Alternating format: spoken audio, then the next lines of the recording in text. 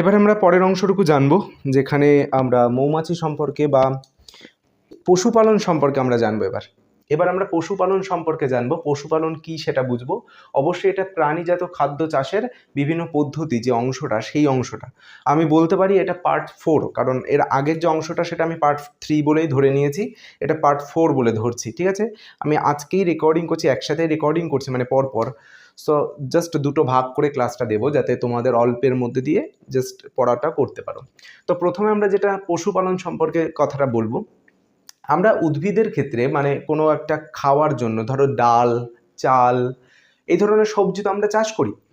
পশুপালনও আমাদের প্রয়োজন, কারণ আমরা কিন্তু শুধু যে মাছ মাংস খাই এই কথাটা ভুল।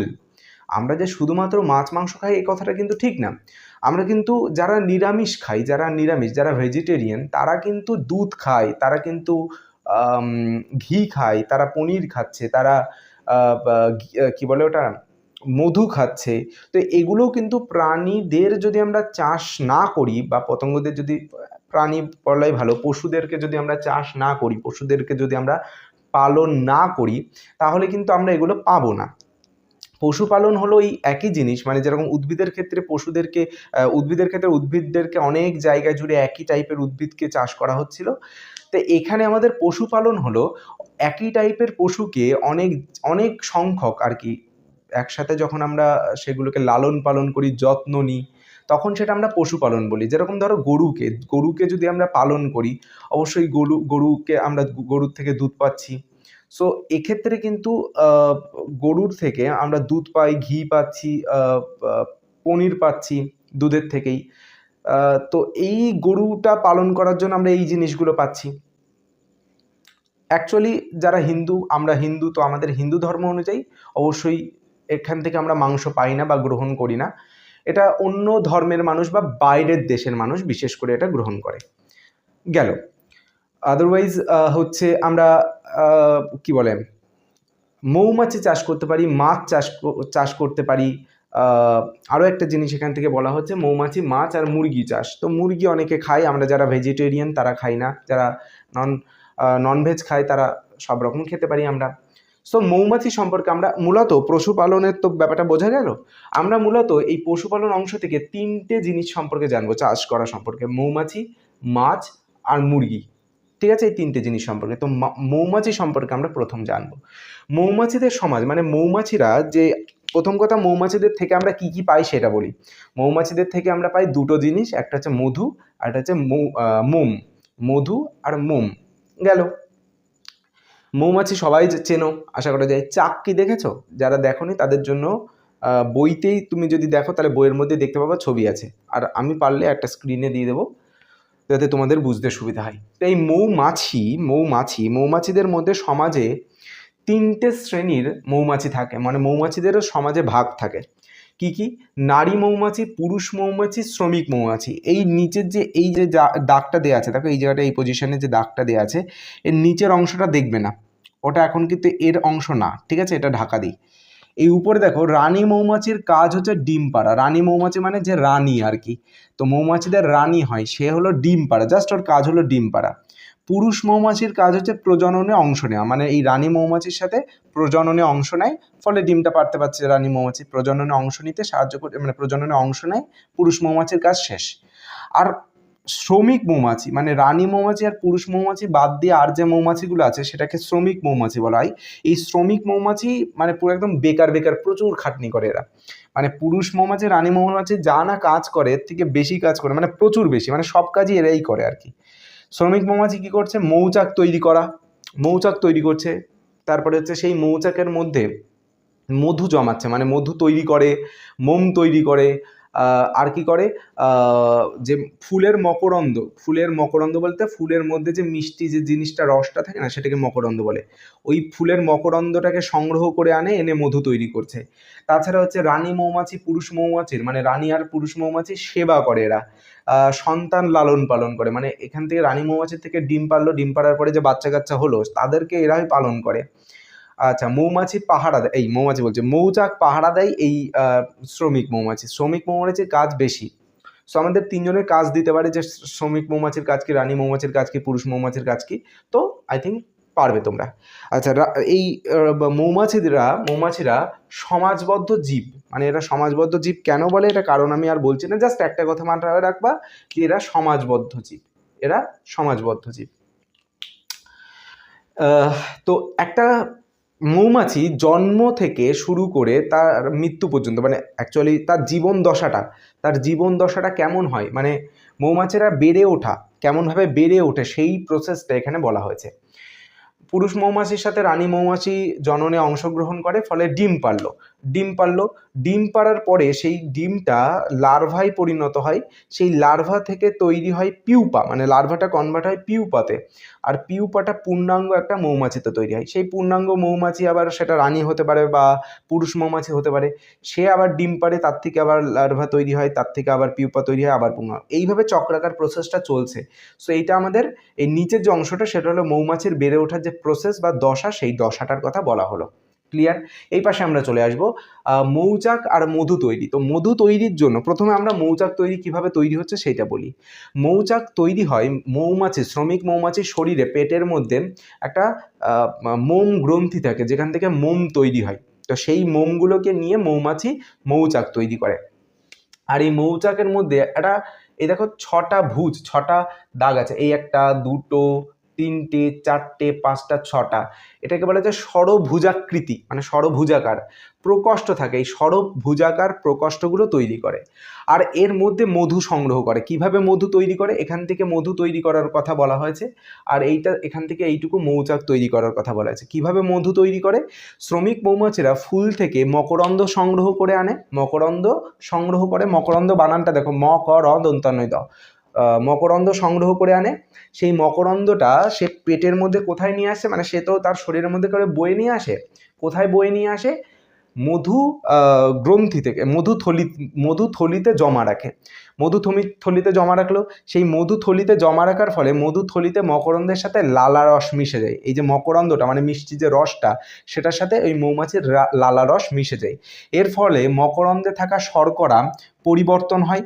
শ্রমিক মৌমাছি এই মিশ্রণকে মৌচাকে রেখে দেয়। কিভাবে রেখে দেয়? অবশ্যই বমি করে দেয়। তার মানে আমরা কিন্তু আলটিমেটলি বমি খাই, কার? মৌমাছির। রেখে দেয়, এবং রেখে দেওয়ার পরে ওর লালা রসটা তো ওর মধ্যে মিশে থাকে, ওটাকে পাখা, এদের ডানা দিয়ে ঝাপটে আর কি বাতাস দিয়ে শুকিয়ে দেয়। ফলে শুকিয়ে দেয় মানে ওর মধ্যে যে জল যে ভাবটা থাকে, জলটা আর কি, সেইটাও বাষ্পীভূত হয়ে গিয়ে জাস্ট সলিড মধুটা পড়ে থাকে। তো এইভাবে আমাদের মধু তৈরির কথা বলা হলো, মানে এইভাবে মধুটা তৈরি হচ্ছে। ঠিক আছে, গেল। এরপরে লাস্ট যে এখানটায় পয়েন্টটা আছে সেটা হলো মধুর পুষ্টিগুণ। মানে মধুতে কি কি জিনিস আছে? মধুতে গ্লুকোজ থাকে, ফ্রুক্টোজ থাকে, অ্যামাইনো অ্যাসিড থাকে, বিভিন্ন ধরনের খনিজ পদার্থ থাকে, যেরকম Na, K, Ca, Fe, Mg, P, এই ধরনের যে খনিজ পদার্থগুলো সেগুলো থাকে, এবং vitamin A, vitamin C, vitamin B complex এগুলোও থাকে। এখানে খুব ছোট ছোট করে লিখে রেখেছি জাস্ট। আচ্ছা, প্রথম কথা এত লিখলাম কেন? কারণ অনেক সময় নোট দিতে লেট করি, যে কারণে তোমাদের প্রবলেম হয়। তো তার জন্য আমি লিখে দিচ্ছি, যাতে তোমাদের এইটা দেখে পড়লে বা এটা দেখে নোট তৈরি করলে সুবিধা হয়। আর লাস্টের এই যে কথাগুলো আমি লিখে দিয়েছি এখানে, অবশ্যই ছোট করে লিখে দেওয়া, নিজের মতনভাবে নিজের নোটে লিখে নাও। That's it. নেক্সট যেটুকু বলার আছে সেটা আমি মুছে দিয়ে একটু ছোট করে লিখে নেব, লিখে নিয়ে তাই আবার বলবো। মৌমাছি যে পালন করা হয়, মানে অ্যাকচুয়ালি মৌমাছি পালনের প্রয়োজনটা কি আগে সেটা বলি। আমরা দেখেছি মৌচাক ডালে বা যে কোনো গাছে বা কোনো একটা স্কুলে, বিশেষ করে আমরা এটা লক্ষ্য করেছি অবশ্যই, যে স্কুলের কোনো একটা 4তলা 3তলা উপরে কোনো একটা সানসেট বা কোনো একটা জায়গায় মৌচাক হয়ে যায়, চাক তৈরি হয়। সো এই যে চাকটা তৈরি হচ্ছে, এগুলো কিন্তু মানুষ কোনো জায়গায় বলে দেয়নি যে তুমি এখানটা এসে মৌচাকটা তৈরি করো, মানে কোনো একটা ইশারা বা কোনো একটা কিছুর মাধ্যমে মানুষ কিন্তু এখানে কোনো হেল্প করেনি। ওরা একা একাই যে কোনো জায়গায় তৈরি করছে। এটা প্রাকৃতিকভাবে হচ্ছে। এতে না মধু কম হয়, এবং মধুতে অনেক পুষ্টি জিনিস, মানে অনেক পুষ্টি সম্পন্ন জিনিস কম থাকে অনেক সময়। সো এগুলো চাষ হচ্ছে না, আলাদাভাবে কৃত্রিমভাবে অ্যাকচুয়ালি চাষটা করা হয়। ঠিক আছে, যাই হোক, আমরা এই মধু যে ওই চাকগুলোকে আর কি, মৌমাছিগুলোকে কোনোভাবে আর কি, সেগুলোকে আমরা আমাদের মতনভাবে কন্ট্রোল করে যদি আমরা একটা চাকের মধ্যে এনে তাকে তার মধ্যে মধুগুলোকে সংগ্রহ করাতে পারি, সেখানে তারা ডিম পাচ্ছে, সব কিছু করছে, তার মানে সেটা চাষের মতন হচ্ছে। দেখবে মৌমাছি কিন্তু চাষ করা হয়, হয়তো, তো সেইটা কিন্তু মৌমাছি চাষ করা হচ্ছে, তো ওইটাকে বলা হচ্ছে মৌমাছি পালন বা মৌচাষ, ঠিক আছে। এবং মৌমাছিরা যে প্রকোষ্ঠ বা যে ঘরের মধ্যে থাকে না, সেইটাকে বলা হচ্ছে মধুমক্ষিশালা বা এপিয়ারি। এটা ইম্পর্টেন্ট, আই থিঙ্ক এপিয়ারি কথাটা দিয়ে প্রশ্ন দিতে পারে, আর এখান থেকে মৌচাষ কথাটা দিয়ে কোনো প্রশ্ন দিতেই পারে, মানে দিলে আর কি এই দুটো শব্দ থেকে দেওয়ার চান্স বেশি, ঠিক আছে। তবে এই শব্দটাও ভালো, মানে যেহেতু একটু আনকোড়া, একটু নতুন ধরনের শব্দ, তাই এই ধরনের শব্দ থেকে প্রশ্ন করে। গেল। এই মৌমাছি পালনের দুটো পদ্ধতি, একটা দেশি পদ্ধতি আর একটা হচ্ছে আধুনিক পদ্ধতি বা বৈজ্ঞানিক পদ্ধতি। দেশি পদ্ধতিতে না মানুষ কোনো কিছু করে না, ওই মৌমাছিরাই কোনো একটা ডাল ফাল বা বাড়ির কোনো সামসেটে তারা মৌচাক তৈরি করে এবং সেখানে থাকা শুরু করে। সো এতে প্রবলেম কী হয়, এই দেশি পদ্ধতিতে চাষ করলে এরা মধু কম পরিমাণে হয়, বা তারা হয়তো চলে যাচ্ছে অন্য জায়গায়, তো বিভিন্ন ধরনের প্রবলেম হতে পারে, আমরা মধু কম পেয়ে থাকি বিশেষ করে, এতে আমরা বেশি পরিমাণে মধু পাই না, এইটা সব থেকে বড় ধরনের প্রবলেম। সো তার জন্য আমাদের তৈরি হলো আধুনিক বা বৈজ্ঞানিক পদ্ধতি। এখানে কি হয়, মৌচাকটা তৈরি করার জন্য মৌচাক মানে মৌমাছির যে এই যে এপিয়ারি বা মধুমক্ষিশালা অর্থাৎ যে মৌচাকটা, সেইটা আমরা আর্টিফিশিয়ালি তৈরি করি, কৃত্রিমভাবে তৈরি করি, এবং ন্যাচারালি মানে একদম পুরো আসলের মতোই আর কি হয়, এটা বলা যায় ঘরগুলো আর কি আসলের মতোই হয়। ওগুলোকে তৈরি করে কাঠের একটা বাক্সের মধ্যে রাখা হয়, সাজিয়ে রাখা হয়, এবং তার মধ্যে একটা রানী মৌমাছিকে, আচ্ছা একটা জিনিস ভালো কথা, যে একটা গোটা মৌমাছির বা মৌচাকের একটা গোটা যদি চাক থাকে, সেই চাকের মধ্যে একটাই মাত্র রানী মৌমাছি থাকতে পারে, আর গোটা যে যা থাকবে সব পুরুষ মৌমাছি, না হলে ওই শ্রমিক মৌমাছি থাকে, একটাই মাত্র রানী মৌমাছি থাকে। তো এই রানী মৌমাছি যেখানে চলে যাবে অন্যরাও সেখানে চলে যায়। তো তার জন্য কি করে, যে মৌচাক থেকে একটা রানী মৌমাছিকে তুলে এনে এই কৃত্রিম যে বাক্স তার মধ্যে রেখে দেওয়া হয়, এবং কয়েকটা পুরুষ মৌমাছিকে এনে রেখে দেওয়া হয়, শ্রমিক মৌমাছিকে এনে রেখে দেওয়া হয়, শ্রমিক মৌমাছিকে। এবার এরা থাকলে আস্তে আস্তে আস্তে আস্তে কি হচ্ছে, পরের দিন বা দু একদিন পরে দেখা যাবে আরও অনেক মৌমাছি এখানে এসে জড়ো হয়েছে, এসে জুটেছে, এবং অনেক মৌমাছি আরও আর কি রানী মৌমাছি আরও ডিম পারবে, ডিম পেড়ে আরও বাচ্চা দেবে। তার মানে ধীরে ধীরে কিন্তু এই বাক্সটার মধ্যে মৌমাছির সংখ্যা বাড়তে থাকবে, এবং সংখ্যা বাড়তে থাকলে তার মধ্যে আস্তে আস্তে শ্রমিক মৌমাছি বাড়ছে যেহেতু, তার মানে মধু বেশি পরিমাণে আসবে। এবং কোথায় এগুলোকে, এই বাক্সগুলোকে বা এই মৌমাছিগুলোকে চাষ করা হয় জানো, মূলত সর্ষের ক্ষেত, আম, জাম, কাঁঠাল, এই ধরনের যে সমস্ত গাছ যেখানে ফুল আছে, ফুল থেকে মকরন্দকে সংগ্রহ করার পজিশন আছে, সেই সমস্ত জায়গায় এই মৌমাছিগুলোকে চাষ করা হয়, কারণ মৌমাছিরা যাতে ইজিলি সেই গাছের মকরন্দ থেকে মকরন্দটাকে আনতে পারে, সেই রকম পজিশনে এগুলোকে চাষ করা হয়। সো তার জন্য হেল্প হয় আধুনিক পদ্ধতিটাই, বেশি পরিমাণে মধু উৎপাদন হয়, এবং সেটা গুণগত মানের দিক থেকেও ভালো হয়। ক্লিয়ার করা গেল। আর লাস্ট পয়েন্ট হচ্ছে যে মধু যে সংগ্রহ করা হয়, মধুর ওই যে চাক থেকে মধু সংগ্রহ করার জন্য একটা বিশেষ ধরনের যন্ত্র আছে, ব্যবহার করা হয়, তাকে মধু নিষ্কাশন যন্ত্র বলা হয়। ক্লিয়ার? তো আমাদের মধু সম্পর্কে, মৌমাছি সম্পর্কে বা মধু সম্পর্কে যেটুকু জানা সেটা শেষ। আমরা নেক্সট টপিক মাছ বলে যেটা ছিল সেই টপিকে চলে যাব। মৌমাছি শেষ। ক্লিয়ার? যাক, এখন আর বোর্ডে বোঝাচ্ছি না, কারণ বোর্ডে বোঝাতে গেলে অনেকটা টাইম যাচ্ছে এবং আমি সময় করে উঠতে পারছি না, তাই খাতাতেই বোঝাচ্ছি। হ্যাঁ, সো প্রথমে আমাদের যেটা জানতে হবে এখন মাছ সম্পর্কে। এবার নেক্সট টপিক যেটা আছে সেটা হচ্ছে মাছ সম্পর্কে, মাছটাকে কিভাবে চাষ করা হচ্ছে কি না হচ্ছে সেই সম্পর্কে আমরা জানবো। তো মাছকে আমরা প্রধানত দুটো ভাগে ভাগ করে থাকি, মানে দুভাবে মাছ চাষকে আমরা দুটো ভাগে ভাগ করি। এখানে যে দুটো ভাগে ভাগ করা হয়েছে এটা যেটার উপরে ডিপেন্ড করে সেটা হলো মাছ উৎপাদনের ব্যবস্থাপনা অনুযায়ী। মানে একটু ব্যাপারটা যদি আর একটু ক্লিয়ার করি তাহলে আমরা প্রথমে যে শব্দ দুটো দিয়ে আমরা ভাগ করেছি সেই দুটো সম্পর্কে আগে জানি। বলে হচ্ছে সংগ্রহ ভিত্তিক আর এটা হচ্ছে পালন ভিত্তিক, এইভাবে দুটো ভাগ করা হয়েছে মাছ চাষকে। প্রথমে সংগ্রহ ভিত্তিক, সংগ্রহ কথাটার মানে হচ্ছে জোগাড় করা, তার মানে মাছটাকে আমরা যেখান থেকে জোগাড় করি, বড় বড় যে নদ নদী বা জলাশয়, এই সমস্ত বড় বড় নদ নদী বা জলাশয়ে কিন্তু মাছ চাষ করা সম্ভব না। কারণ অনেক জায়গা জুড়ে যখন আমরা মাছ চাষ করি সেটাকে কন্ট্রোল করা একটু মুশকিল হয়ে যায়, সেটাকে আয়ত্তে রাখা একটু মুশকিল হয়ে যায়, কষ্টকর হয়ে যায়। তাই সংগ্রহ ভিত্তিক মানে আমরা ওই নদী নালা খাল বিল থেকে না, অ্যাকচুয়ালি নদী নালা বা জলাশয় থেকে মাছগুলোকে সংগ্রহ করে ধরে আনি। দেন পালন করার জন্য আমরা মূলত পুকুর, বিল, খাল, ডোবা,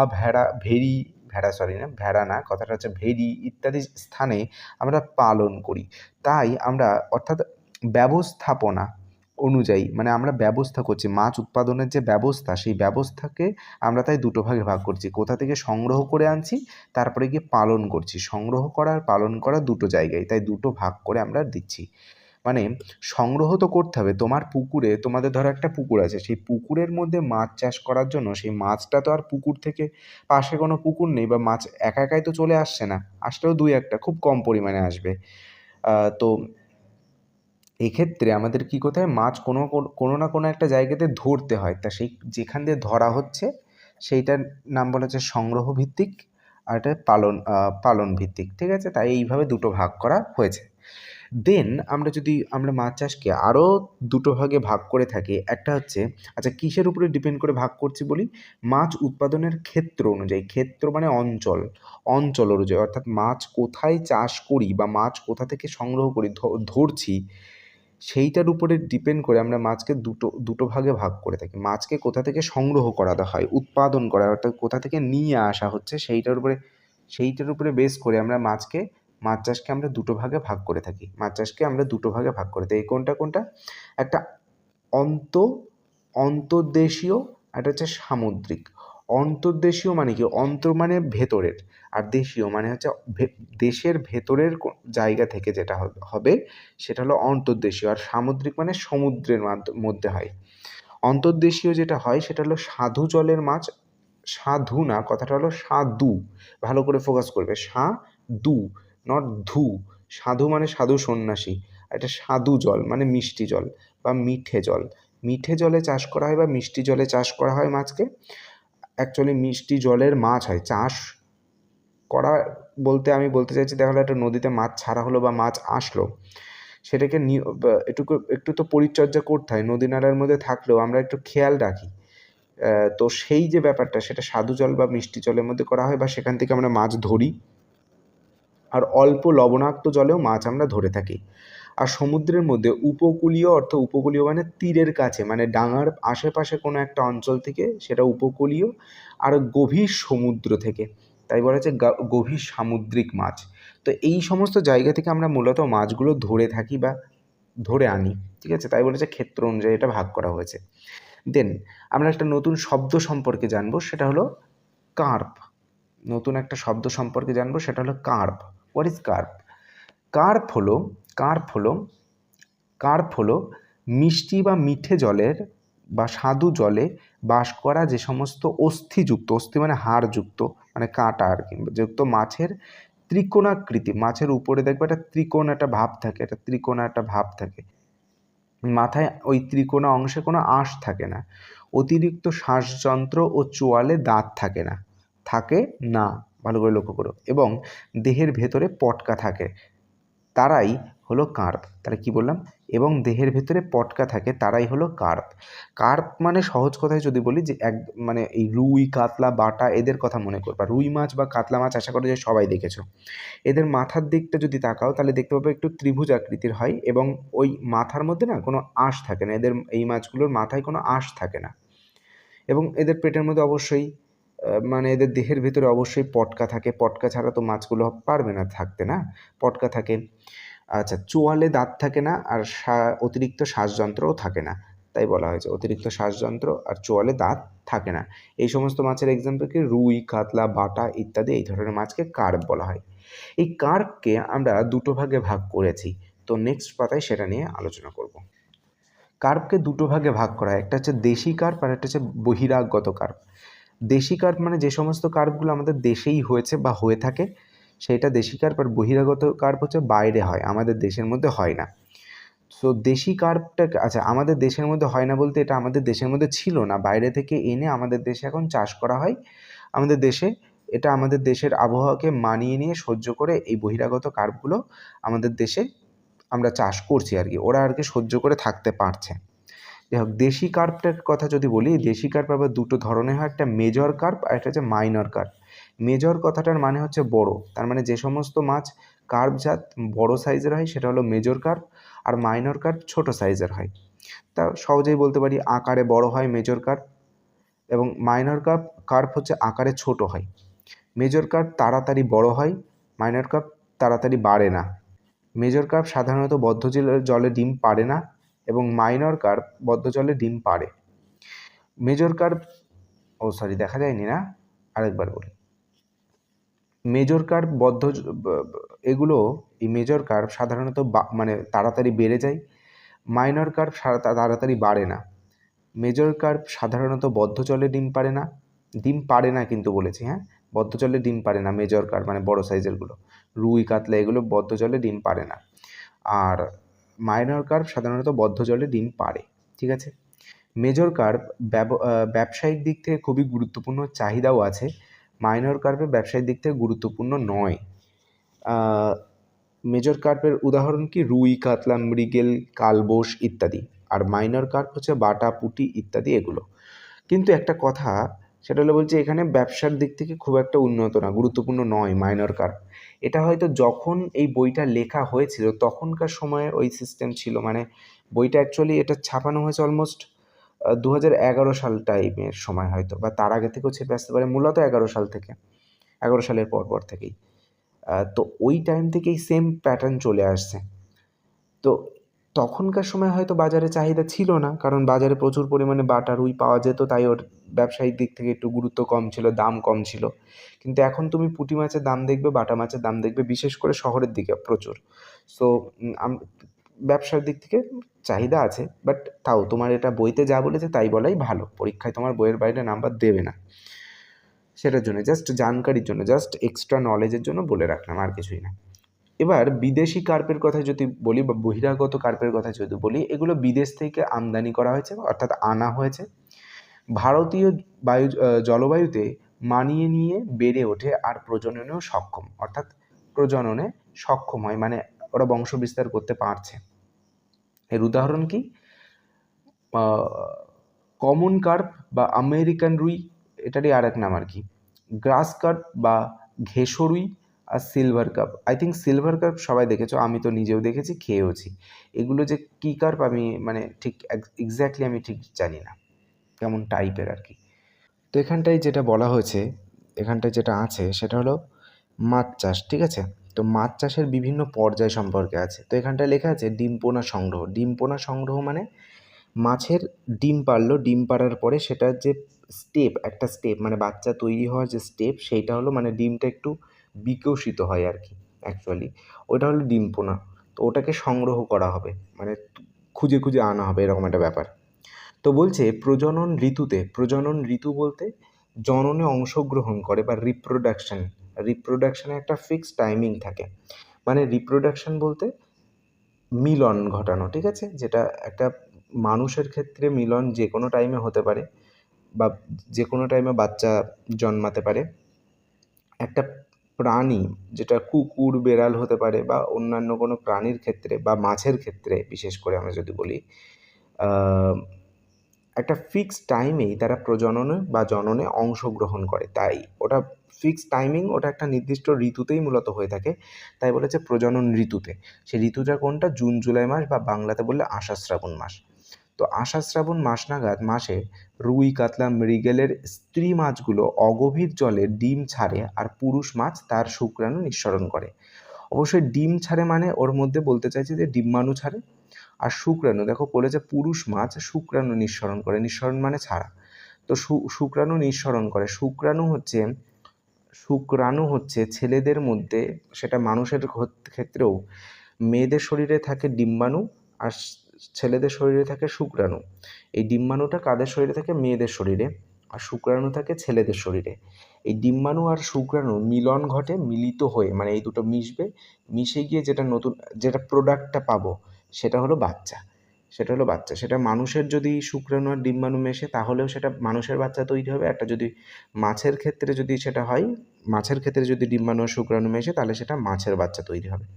অবভিয়াসলি এটা মাছের বাচ্চা তৈরি হবে, সেটা কুকুর বেড়ালের ক্ষেত্রেও তাই। ক্লিয়ার? তাই বলছে শুক্রাণু আর ডিম্বাণুর মিলনে ডিমপোনা তৈরি হয়। কি তৈরি হচ্ছে? শুক্রাণু আর ডিম্বাণু মিলনে ডিমপোনা তৈরি হয়। আর মাছ চাষিরা জাল দিয়ে ছেঁকে ডিমপোনা আর নিষিক্ত ডিমগুলোকে হাঁড়িতে সংগ্রহ করে।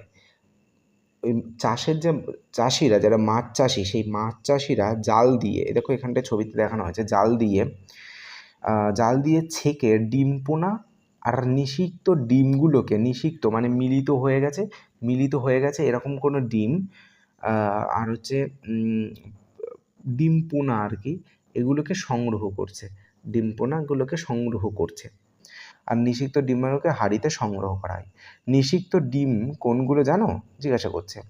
যেসব ডিমের সঙ্গে শুক্রাণু মিলিত হয়েছে, আমি এখানে বললাম যে ডিম্বাণু আর শুক্রাণু মিলিত হয়, ওই মিলিত হওয়ার ঘটনাকে বলা হয় নিষেক।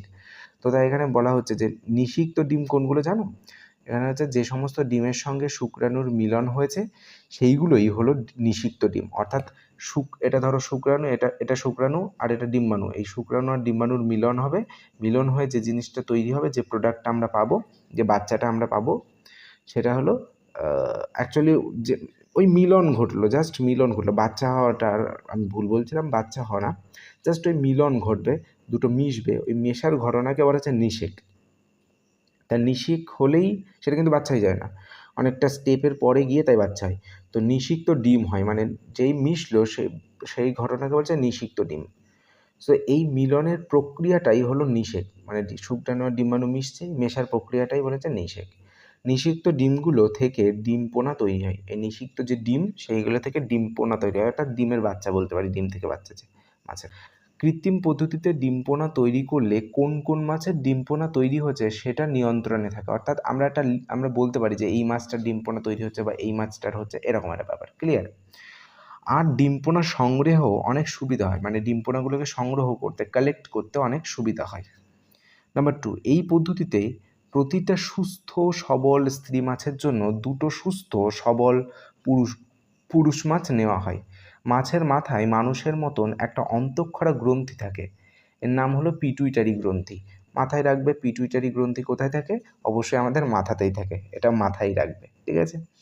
এটা একটা অন্তঃক্ষরা গ্রন্থি, মানে একটা গ্রন্থি যেখান থেকে কিছু বের হয়, এরকম জাস্ট মাথায় রাখুন, একটা গ্রন্থি, ঠিক আছে? গ্রন্থি বলেই চিনতে হবে এটাকে। মাছের পিটুইটারি গ্রন্থির নির্যাস মানে রস টাইপের কিছু একটা, গ্রন্থির রস বা নির্যাস নিয়ে ওই বাছাই করা মাছদের ইনজেকশন দেওয়া হয়, মানে যে সমস্ত মাছগুলোকে বাছাই করে নেওয়া হয়েছিল না, ওগুলোকে ইনজেকশন দেওয়া হয়। আর পুরুষ ও স্ত্রী মাছের কোনটাকে কখন কতটা ইনজেকশন দেওয়া হবে তার একটা নির্দিষ্ট নিয়ম আছে। তোমরা পরে এ বিষয়ে বিশদে জানবে, যেটা এখন বলছে না, পরে জানাবে বলছে। নাম্বার 3, পিটুইটারি ইনজেকশন দেওয়ার ফলে, অর্থাৎ পিটুইটারি যে ইনজেকশন, সেই ইনজেকশন দেওয়ার ফলে স্ত্রী মাছ ডিম আর পুরুষ মাছ শুক্রাণু নিঃসরণ করে, অর্থাৎ বের করে দেয়। ডিম বের করে স্ত্রী মাছ, আর পুরুষ মাছ হচ্ছে শুক্রাণু নিঃসরণ করে। শুক্রাণু আর ডিম্বাণুর মিলনে ডিমপোনা তৈরি হয়। শুক্রাণু আর ডিম্বাণুর মিলনে ডিমপোনা তৈরি হয়, এটা তো আমরা জানি অলরেডি। সো গেল। নেক্সট যেটা আছে সেটা হচ্ছে ডিমপোনা থেকে পূর্ণাঙ্গ মাছ। প্রকৃতি থেকে মাছ চাষিদের সংগ্রহ করা নিষিক্ত ডিমগুলো থেকে ডিমপোনা তৈরি করার জন্য একটা পুকুরে রাখা হয়, এটাই হ্যাচারি। হ্যাচারি না হ্যাচাবি? I think হ্যাচাবি। এখানটা পয়েন্ট লাগছে, তোমাদের বইতে চেক করে দেখো এখানে কি আছে, ঠিক আছে? আর ডিমপোনাদের পরপর বেশ কয়েকটা পুকুরে প্রতিপালন করে পূর্ণাঙ্গ মাছ তৈরি করা হয়। এই পুকুরগুলো হলো আতুর পুকুর, পালন পুকুর আর সঞ্চয় পুকুর। তার মানে অর্থাৎ এক একটা মাছের যে সাইজ বাড়ে, মানে কোনো মাছ যখন ছোট থাকে তখন একটা পুকুরে রাখা হয়, তার থেকে একটু বড় হয়ে গেলে তাহলে আরেকটা পুকুরে রাখা হবে, তার থেকে একটু বড় হয়ে গেলে আরেকটা পুকুরে রাখা হবে, সেইটা বলেছে। ডিমপোনা তৈরি হলো, তারপরে আতুর পুকুরে মাছটাকে রাখা হয়, তারপরে ধানি পোনা তৈরি হয়। ধানি পোনা মানে এই ডিম পোনাটা যখন একটু আঁতুড় পুকুরে রাখার পরে একটু বড় হলো সেটাকে ধানি পোনা বলা হয়। ধানি পোনাটাকে পালন পুকুরে রাখা হয়, তারপরে সেটাকে মানে সেটা চারা পোনা তৈরি হয়, চারা পোনা নামে তখন পরিচিত হয়। চারা পোনাটাকে সঞ্চয় পুকুরে রাখা হয়, তারপরে পূর্ণাঙ্গ মাছ তৈরি হয়েছে। ক্লিয়ার? মিশ্র মাছ চাষ। দেশি মাছদের মধ্যে রুই, কাতলা, মৃগেল। দেশি মাছদের মধ্যে রুই, কাতলা, মৃগেল এরা পুকুরের জলের বিভিন্ন স্তরে স্তরে বাস করে আর সেখান থেকেই খাবার সংগ্রহ করে। যেমন কাতলা মাছ ও সিলভার কাপ জলের উপরের স্তরে থাকে। কে? কাতলা মাছ আর সিলভার কাপ জলের উপরের দিকেই থাকে, স্তরের দিকে। রুই মাছ ও গ্রাস কার্প জলের মাঝের স্তরে থাকে। ঠিক আছে, তো আমরা থেকে কথাটা বলছি, মানে উপরের স্তরে থাকে, এটা মাঝের স্তরে থাকে। মৃগেল মাছ ও কমন কার্প জলের নিচের স্তরে থেকে খাবার সংগ্রহ করে নেয়। ঠিক আছে, তার মানে ওই অঞ্চল থেকে তারা খাবার সংগ্রহ করে। তাই এই ধরনের মাছগুলো একসঙ্গে চাষ করলে খাবার ও থাকার জায়গা নিয়ে এদের মধ্যে কোনো প্রতিদ্বন্দ্বিতা হয় না, ফলে মাছ তাড়াতাড়ি বাড়ে। এই পদ্ধতিতে অনেক সময় একই পুকুরে কেবল রুই, কাতলা আর মৃগেল মাছের চাষ করা হয়। আবার অনেক সময় দেশি আর বহিরাগত এই দুই রকম মাছের চাষ একই পুকুরে করা হয়।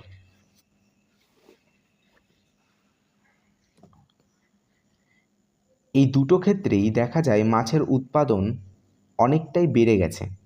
3 ধরনের দেশি মাছ একই পুকুরে চাষ করাটাই হলো মিশ্র চাষ।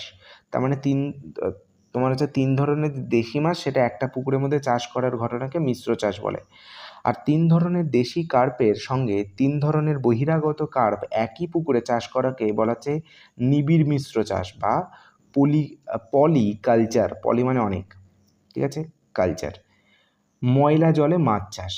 আগে জানা দরকার ময়লা জল বলতে কী বোঝানো হচ্ছে। ঘরবাড়ি, পৌরসভা, কলকারখানার বর্জ্য পদার্থ মেশানো সাধারণত কালো রঙের জল, একেই বলা হয় ময়লা জল।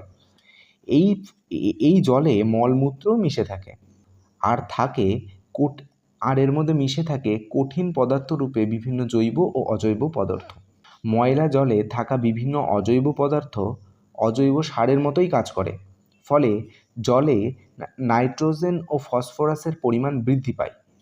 তাই মাছের প্রাথমিক খাবার ফাইটোপ্ল্যাঙ্কটন প্রচুর পরিমাণে তৈরি হয়। প্ল্যাঙ্কটন প্রচুর পরিমাণে তৈরি হয়, আর এরই ফলে তৈরি হয় জুপ্ল্যাঙ্কটন ও অন্যান্য পোকামাকড়। তার মানে এগুলো তৈরি হচ্ছে ওই তোমার নাইট্রোজেন বা ফসফরাস সমৃদ্ধ যদি জল থাকে তাহলে তার থেকে তৈরি হয় আর কি অ্যাকচুয়ালি। এরাও মাছের খাবার, মানে এগুলো বলতে এই পরের যেগুলো তৈরি হচ্ছে পোকামাকড় আর জুপ্ল্যাঙ্কটন, এগুলো মাছের খাবার। তাই বাইরে থেকে কৃত্রিম খাবার দেওয়ার প্রয়োজন পড়ে না।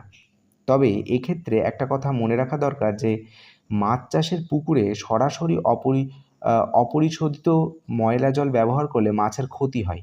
তাই মাছ চাষের পুকুরে সরাসরি ব্যবহারের আগে ময়লা জল পরিশোধন করে নেওয়া জরুরি। পূর্ব কলকাতার ভেরিগুলো এই ময়লা জলে মাছ চাষের অন্যতম কেন্দ্র। বিভিন্ন ক্যানাল বা নালার সাহায্যে কলকাতার ময়লা জল নিয়ে ওই অঞ্চলের ভেরিগুলোতে সরবরাহ করা হয়, তারপর ওই জলে মাছ চাষ করা হয়। যাই হোক, মাছের পুষ্টিগুণ, মানে মাছের মধ্যে কী কী পুষ্টিগুণ আছে।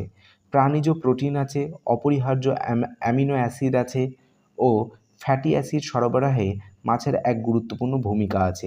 তাছাড়াও বিভিন্ন খনিজ পদার্থ যেরকম CA, P, Na, K, Mg, S ও কিছু ভিটামিন, যেরকম ভিটামিন A হতে পারে, ভিটামিন C হতে পারে, ভিটামিন D হতে পারে, ভিটামিন B কমপ্লেক্স হতে পারে, তো এগুলো থাকে। তো এটা মুখস্থ করা জিনিস, আর তো কিছু না। এরপরে আছে পোলট্রি বলতে মুরগি চাষের কথায় আসবো আমরা। এরপরে জানবো আমরা পোলট্রি সম্পর্কে। তো পোলট্রি বলতে বোঝানো হচ্ছে হাঁস আর মুরগির মতন পাখিদের পালন করার যে আর্থিক লাভের জন্য যে পালন করা হয় না, সেটাই হলো পোলট্রি বলা হচ্ছে। কারণ এদের ডিম আর মাংসের যথেষ্ট চাহিদা রয়েছে, অর্থনৈতিক গুরুত্ব রয়েছে, এমন পাখিরাই হলো পোলট্রি পাখি। আমরা এখানে কেবল মুরগি পালন সম্বন্ধে জানবো, অর্থাৎ আমাদের এই সিলেবাস অনুযায়ী শুধুমাত্র মুরগি সম্পর্কে এখানে আছে, আর কিছু নেই। অর্থনৈতিক উপযোগিতার ভিত্তিতে মুরগিকে 3টে ভাগে ভাগ করা হয়।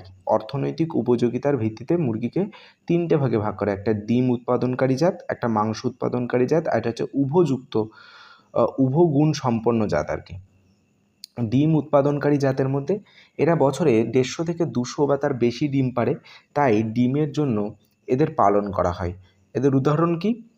লেগ হর্ন মিনোরকা যাই বলি, মাংস উৎপাদনকারী জাত। এরা বছরে অধিক পরিমাণে মাংস উৎপন্ন করে, তাই শুধু মাংসের জন্য এদের পালন করা হয়। যেরকম আসিল, চিটাগং, ব্রাহ্মা, কোচিন ইত্যাদি। আর উভ গুণসম্পন্ন মানে যারা ডিম আর মাংস দু ধরনের জিনিসই একসাথে করছে, যে সমস্ত মুরগি, তারা হচ্ছে উভ গুণসম্পন্ন। তো এই ধরনের মুরগিদের থেকে পর্যাপ্ত পরিমাণে ডিম আর মাংস পাওয়া যায়। ডিম আর মাংস দুটোই পাওয়ার জন্য এদের পালন করা হয়। উদাহরণ: Rhode Island Red, Plymouth Rock, New Hampshire.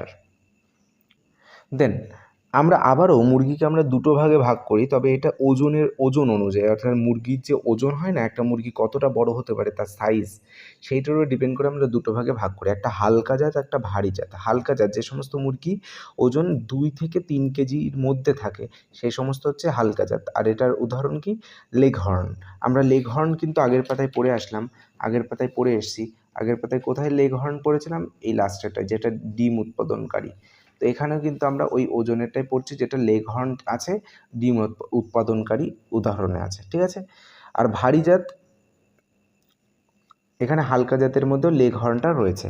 আচ্ছা, ভারী জাতের মধ্যে যেটা আছে, যেসব মুরগির ওজন 3 কেজির বেশি হয়, সেটা হচ্ছে ভারী জাত। এর উদাহরণ কি? আসিল, ব্রাহ্মা, প্লাইমাউথ রক ইত্যাদি। আর মুরগিকে আবারও দুটো ভাগে ভাগ করা হয়, সেটা হচ্ছে ডিম তা দেওয়ার প্রকৃতি অনুযায়ী, অর্থাৎ ডিমের উপরে যে তা দেয় না, ডিম তা দেওয়া, বোঝো তো, ডিমের উপরে বসে থেকে গরম করে ডিমকে বাচ্চা পাড়ার জন্য, তো সেই ডিমে তা দেওয়ার উপরে ডিপেন্ড করে আমরা মুরগিকে দুটো ভাগে ভাগ করে থাকি, একটা সিটার, একটা হচ্ছে নন সিটার। সিটার হচ্ছে যে সমস্ত মুরগি ডিমে তা দেয়, তাদেরকে হচ্ছে সিটার বলা হচ্ছে। যেরকম উদাহরণ কি? ব্রাহ্মা, কোচিন, এগুলো ডিমে তা দেয়, মানে ডিমের উপরে গিয়ে বসে আর কি। নন সিটার যারা মুরগির ডিমে তা দেয় না, যে সমস্ত মুরগি ডিমে তা দেয় না, যেরকম লেগহর্ন, এই যে লেগহর্ন বেটা, এ বেটা তা দেয় না। যাই হোক, মুরগি পালন। আমরা এখানে মুরগি পালনের দুটি আধুনিক পদ্ধতি সম্পর্কে সংক্ষেপে জানব। এক, ব্যাটারি খাঁচায় মুরগি পালন পদ্ধতি, অর্থাৎ একটা ছোট ছোট খাঁচা থাকে যার মধ্যে একটা মুরগি থাকতে পারে, সেই রকম একটা খাঁচার মধ্যে একটা মুরগি ঠিকভাবে দাঁড়াতে পারে, জাস্ট দাঁড়াতে পারবে বা বসতে পারবে, এই রকম একটা পরিস্থিতিতে মুরগিটাকে পালন করা হয়। এক একটা মুরগি এক একটা খাঁচার মধ্যে থাকে, তার মানে ওর মধ্যে শুধু দাঁড়ানো আর বসা ছাড়া আর কোনো কাজ নেই। খাওয়া দাওয়া, বসা আর দাঁড়ানো, এই জাস্ট কাজ ওর, ঘুরতে ফুরতেও বেশি পারে না। এখানে বলছে বাণিজ্যিক ভিত্তিতে মুরগি পালনের এটা একটা উল্লেখযোগ্য পদ্ধতি। এই পদ্ধতিতে প্রত্যেকটা মুরগির জন্য আলাদা আলাদা খাঁচার ব্যবস্থা করা হয়। খাঁচাগুলো এমন হয় যে খাঁচার অল্প জায়গার মধ্যে একটা মুরগি স্বচ্ছন্দে বসতে বা দাঁড়াতে পারে। তার মানে স্বচ্ছন্দে বসতে বা দাঁড়াতেই পারে, তার বেশি আর কিছু করতে পারে না। এই রকম অনেকগুলো খাঁচা সারিবদ্ধভাবে থাকে। খাঁচার মেঝে পেছন থেকে সামনের দিকে ঢালু থাকে, অর্থাৎ এটা যদি খাঁচার মেঝে হয়, তাহলে এটা এইভাবে সমান না হয়ে না, এই দিকটা এরকম, একদিকটা উঁচু হয়, আরেক দিকটা নিচু হয়। তার মানে পেছন দিকটা উঁচু আর সামনের দিকটা নিচু হয়, কারণ পেছন দিকে ডিম পারলে সামনের দিকে যাতে গড়িয়ে চলে আসতে পারে, সেই রকম একটা সিস্টেম করে রাখা। ওকে, খাঁচার বাইরের দিকে খাবার আর জলের পাত্র লাগানো থাকে। দেখো এখানে ছবির মধ্যে দেখানো হচ্ছে, খাঁচার বাইরের দিকে এই জায়গাটায় খাবার আর জলের পাত্র লাগানো থাকে। আর খাঁচার নিচে মুরগিদের মল সংগ্রহের পাত্র থাকে, এর নিচে মুরগিদের মল সংগ্রহের পাত্র থাকে, আর সামনের দিকে এই যে ডিমগুলো এসে পড়ে আছে। ব্যাটারি খাঁচার মধ্যে মুরগিরা বেশি নড়াচড়া করতে পারে না, তাই বললাম যেটা কিছু সময় আগে, তাই শক্তি খরচ হয় কম, তাই এরা যা খায় তাই বেশিরভাগটাই দেহ গঠন আর ডিম তৈরিতে কাজে লাগে। গেল। নেক্সট, নাম্বার 2, ডিপ লিটার পদ্ধতি। লিটার কী জিনিস সেটা আগে বুঝি, লিটার কী জিনিস সেটাকে বুঝতে হবে। লিটার কি? লিটার হচ্ছে বিচালি, অর্থাৎ ছোট করে কাটা খড়, যেটাকে বিচালি বলা হয়, কাঠের গুঁড়ো, শুকনো পাতা, ধান, তুলো বীজ আর যবের তুষ, ভুট্টা, আমের খোসা ইত্যাদি এই ধরনের জিনিসের মিশ্রণ, একটা সহজ কথা যদি বলি, এই ধরনের জিনিসের একটা মিশ্রণকে লিটার বলা হচ্ছে। তো ডিপ লিটার পদ্ধতি এখানে বলছে লিটার তৈরির ঘর, অর্থাৎ যেখানে এইগুলো একটা লেয়ার তৈরি করা হয়, একটা লেয়ার তৈরি করে পেতে দেওয়া হয়, ঘর আলো বাতাসযুক্ত হওয়া দরকার। ঘরের মেঝেতে লিটার তৈরির আগে চুন আর ব্লিচিং পাউডার ছড়িয়ে জীবাণুমুক্ত করা হয়। এরপর এই পরিষ্কার আর শুকনো মেঝেতে লিটার বিছানো হয়। এবার তাহলে জেনে নেওয়া যাক লিটার কি। বিচালি, যেটা ছিল ছোট ছোট করে কাটা খড়, সেটাকে বিচালি বলে।